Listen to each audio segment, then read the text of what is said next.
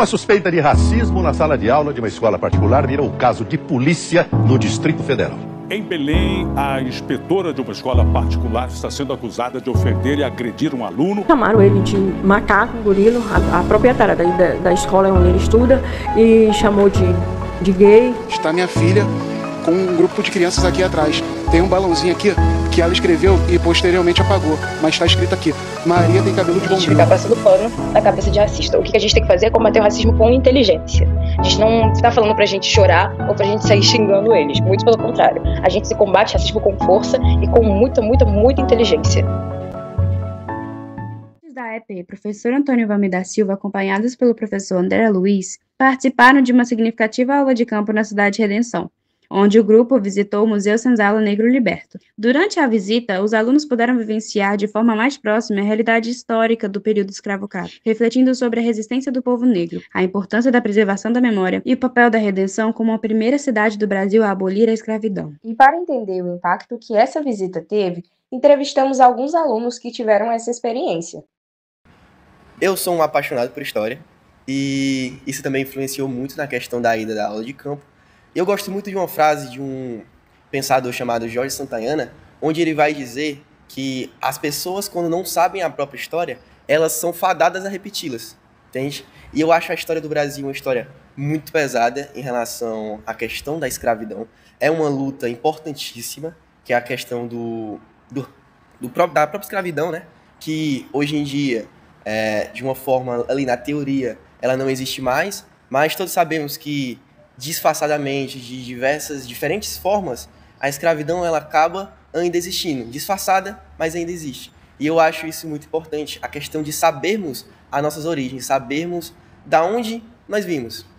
E o que eu levei da aula de campo é aquele sentimento de empatia. Saber que todos somos iguais, independente da cor, raça, independente do pensamento, ideologia política, sexualidade, todos somos iguais. E todos, acima de tudo, merecemos respeito, porque o respeito é a base de tudo. Eu achei muito importante a gente vivenciar isso, porque quando a gente escuta falar, ou então vê por só livros e notícias, é uma coisa. Quando a gente está lá e vê o lugar que as coisas realmente aconteceram, é mais impactante, entendeu? A gente se sente mais tocado com a história, a gente entende mais de como foi, pra gente entender toda essa luta e sofrimento que eles passaram.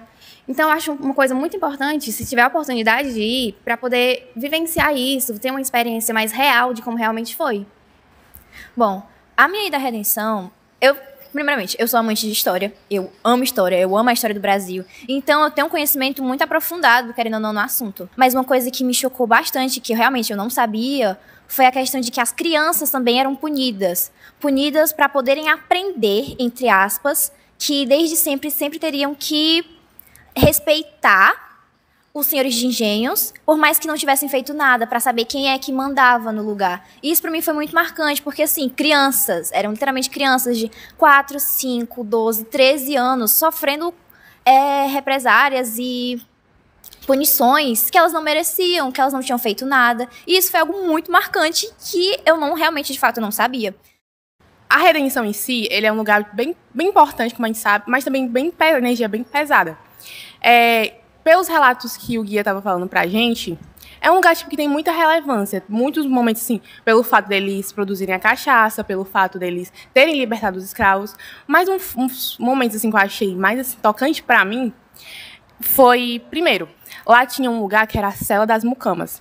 Aí lá eles jogavam os negros que eram mais altos, mais bonitos, mais fortes, para reproduzir com outras mulheres escravas, para assim aumentar a fábrica, né, de escravos. Isso é muito assim, pesado pelo fato de que eles jogavam qualquer pessoa, qualquer mulher. Além do fato de eles já usarem essa discriminação, assim, pelo fato da negritude, também tinha o fato da mulher assim, ser usada como objeto para só reproduzir, eles jogavam lá. E também tinham muitas pessoas, muitos homens, que não eram escravos, eram os donos dos engenhos, que eles iam lá só para abusar das mulheres. Isso é um fato assim, que é muito, pega muito pra mim, sabe? Porque eu imaginando, mesmo que eu não conseguisse imaginar mesmo realmente o sentimento daquelas mulheres, eu conseguia, assim, ter uma imensidão, um pouco de uma imensidão do que elas estavam ali.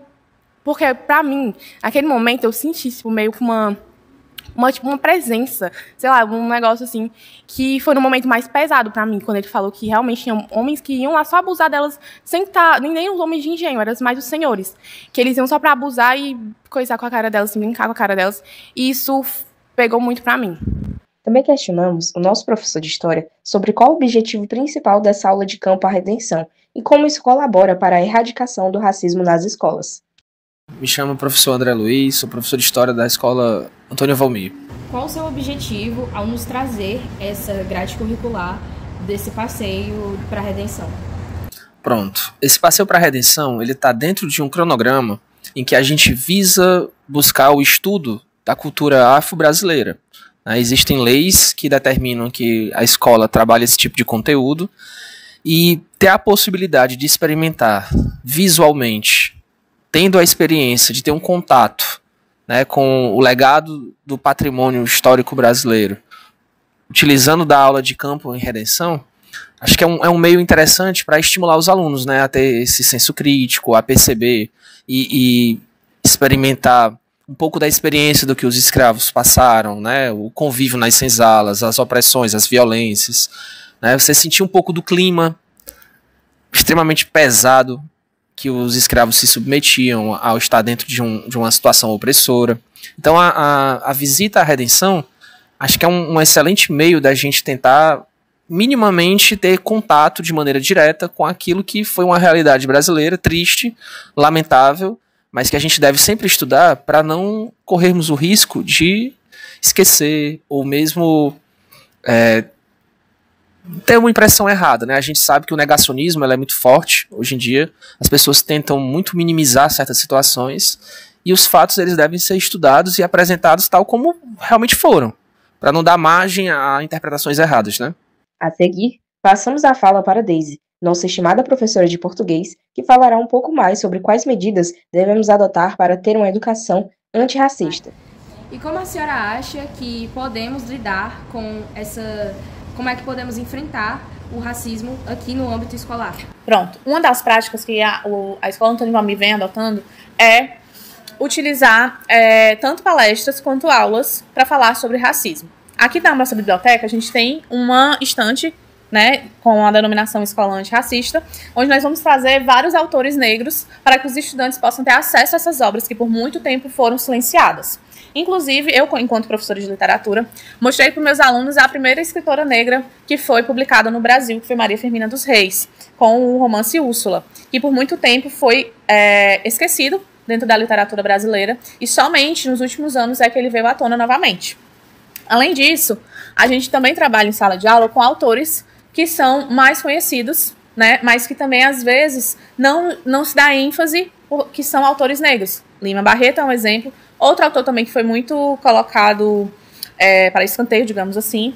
E Machado de Assis, que todo mundo já deve conhecer, digamos assim, né, um autor muito conhecido, mas que por muito tempo foi embranquecido, digamos assim, pela própria sociedade. E é importante que os alunos saibam que ele é um autor negro, que ele foi um autor negro, né? E que escreveu bastante sobre o período em que ele viveu, que foi tanto o período de escravização quanto a questão da abolição. Essas são algumas das práticas que a gente adota para que os alunos eles possam ter essa conscientização e a importância de a gente entender que o racismo ele não pode continuar, né? Que daqui a 10, 20 anos isso seja coisa do passado. Que a gente não fale mais sobre isso como uma coisa do presente, mas do passado. Quando falamos sobre racismo, é importante lembrar que ele não começou agora. O racismo tem raízes profundas na história, ligadas ao período da escravidão e à forma como a população negra foi marginalizada ao longo dos séculos. Essa herança histórica ainda reflete no presente, criando desigualdades sociais, culturais e educacionais. Por isso, o espaço escolar se torna fundamental na luta antirracista. A escola é um lugar de formação de cidadãos, e é onde crianças e jovens aprendem não apenas conteúdos acadêmicos, mas também valores, respeito e convivência. Combater o racismo dentro da escola é garantir que todos tenham as mesmas oportunidades de aprender e se desenvolver plenamente. Promover práticas antirracistas na educação é mais do que um dever legal, é um compromisso ético com a igualdade. Significa valorizar a cultura afro-brasileira, desconstruir preconceitos e de construir um ambiente de respeito e diversidade. Só assim, poderemos transformar a escola em um espaço realmente inclusivo e justo para todos.